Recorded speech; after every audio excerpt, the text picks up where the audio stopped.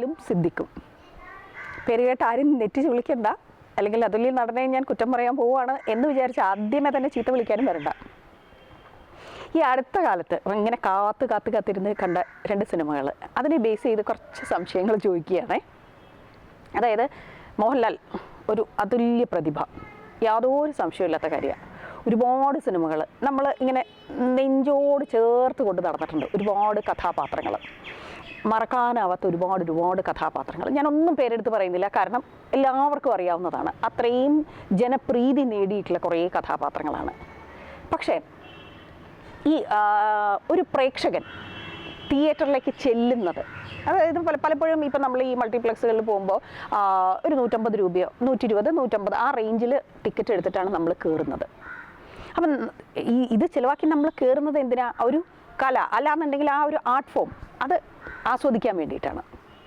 അപ്പോൾ ഇനി ഇത് കയറുന്നതിന് മുമ്പ് നമ്മൾ ആരോടെങ്കിലും ചോദിച്ചിട്ടുണ്ട് ഇന്ന സിനിമ എങ്ങനെയിരുന്നു എന്ന് ചോദിച്ചു കഴിഞ്ഞാൽ പറയും മോഹൻലാൽ നന്നായിരുന്നു, അല്ലെങ്കിൽ മമ്മൂട്ടി നന്നായിരുന്നു. പക്ഷേ അങ്ങനെ ഒരാൾ നന്നായിരുന്നു എന്നതാണോ സിനിമ എന്ന് പറയുന്നത്? സിനിമ എന്ന് പറയുന്നത് അതിൻ്റെ എല്ലാ ആസ്പെക്റ്റുകളും, അതായത് ടോട്ടാലിറ്റി, അതാണ് ആ സിനിമ എന്ന് പറയുന്നത്. അത് ഒരാൾ നന്നായിരുന്നു എന്ന് പറയുന്നതിൽ എന്തെങ്കിലും അർത്ഥമുണ്ടോ? ഇപ്പോൾ മുന്തിരിവള്ളികൾ പൂക്കുമ്പോൾ, അത് ഈ കഴിഞ്ഞ ക്രിസ്മസിന് റിലീസ് ചെയ്യേണ്ടതായിരുന്നു, പക്ഷേ റിലീസിങ് ഡേറ്റ് ഒക്കെ വൈകി. അപ്പോൾ അതുകൊണ്ട് തന്നെ ഒരു താല്പര്യമായിരുന്നു ഇത് കാണണം എന്ന്.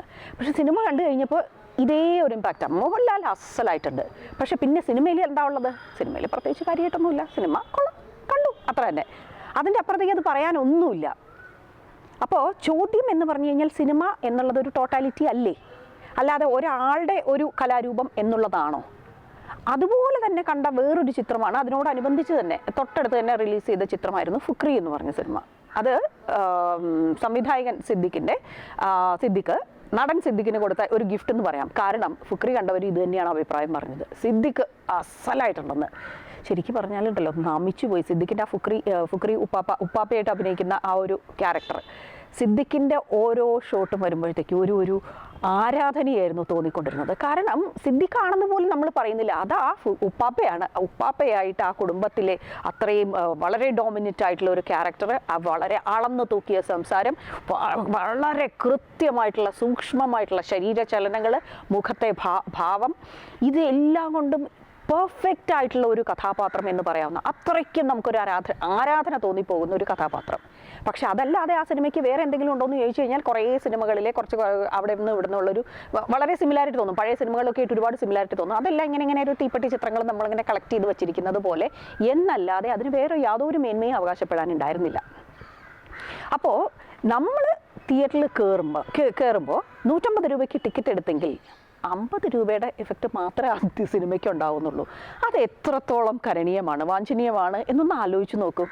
അപ്പോൾ സിനിമ എന്നുള്ളൊരു മീഡിയത്തിനെ വളരെ സീരിയസ് ആയിട്ട് തന്നെ കാണണം. കാരണം നമ്മളിപ്പോൾ ലോകോത്തര സിനിമകൾ പറയുമ്പോൾ അത് ഇന്ന ആളുടെ സിനിമ എന്ന് പറയുന്നില്ല. ഒരു ചെറിയ എക്സാമ്പിൾ പറയാം. Curious case of Benjamin button എന്ന് പറഞ്ഞൊരു സിനിമയുണ്ട്. വളരെ നല്ല സിനിമ, പെർഫെക്റ്റ് മൂവി.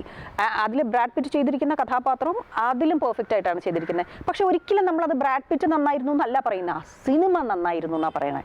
അപ്പം നമ്മളുടെ കല, അതിൻ്റെ മേന്മ അളക്കുമ്പോൾ ഈ രീതിയിലാണ് പോകേണ്ടത്. ടോട്ടാലിറ്റി, അതിൻ്റെ എല്ലാ ഘടകങ്ങളും ഒരേ രീതിയിൽ ചേർന്ന്, ഇപ്പോൾ ഒരു കറി ഉണ്ടാക്കുകയാണെങ്കിൽ അതിൻ്റെ എല്ലാ ഘടകങ്ങളും ഒരേ രീതിയിൽ ചേർന്ന് നല്ല രീതിയിൽ അതിൻ്റെ ഫൈനൽ പ്രൊഡക്റ്റ്, എൻഡ് പ്രൊഡക്റ്റ് എന്താണ്, അത് വളരെയധികം നന്നായിരിക്കണം. അതുപോലെ തന്നെയാണ് സിനിമ എന്ന് പറയുന്നതും. കാരണം സിനിമയ്ക്ക് സമൂഹത്തോട് വളരെയധികം ഉത്തരവാദിത്തങ്ങൾ നിർവഹിക്കാനുണ്ട്.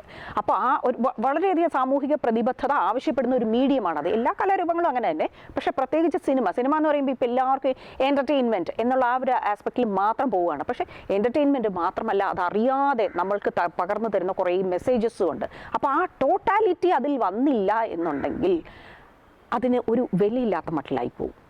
അല്ലെങ്കിൽ അതിനെ നമ്മൾ ഒരു ഗൗരവമായിട്ട് എടുക്കാത്തൊരു ഇതിലേക്ക് പോകും. സിനിമയെ ഗൗരവമായിട്ട് തന്നെ എടുക്കേണ്ട ഒരു കലാരൂപമാണ്. എൻജോയ് ചെയ്യണം, അപ്പം തന്നെ അതിനോടൊപ്പം തന്നെ ഗൗരവമായിട്ട് എടുക്കേണ്ട ഒരു കലാരൂപമാണ്. അപ്പോൾ അതുകൊണ്ട് തന്നെ തിയേറ്ററിൽ നിന്ന് പുറത്തിറങ്ങുന്ന ആൾക്കാർ പറയുകയാണ് ഇതിന് 20 രൂപയുടെ വിലയേ ഉണ്ടാവുള്ളൂ, ബാക്കി 130 രൂപ നഷ്ടം എന്ന് പറയുന്ന ആ ഒരു ലാഘവ മനോഭാവം അത് വേണ്ട.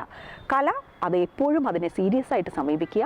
നമുക്കൊരു നല്ല സിനിമ, അല്ലെങ്കിൽ നമുക്കൊരു നല്ല സിനിമ സംസ്കാരം ഉണ്ടാക്കിയെടുക്കാം, ദൃശ്യ സംസ്കാരം ഉണ്ടാക്കിയെടുക്കാം. അതുപോലെ തന്നെ സിനിമാ രംഗത്തുള്ളവരും നല്ല പ്രൊഡക്റ്റുകൾ നമുക്ക് തരിക. തീർച്ചയായിട്ടും നമ്മളത് കൊണ്ടു നടക്കും, നമ്മളുടെ നെഞ്ചിൽ കൊണ്ടു നടക്കും. കാരണം കുറേ കഥാപാത്രങ്ങൾ നമുക്ക് ഓർത്തിരിക്കാനുണ്ട്.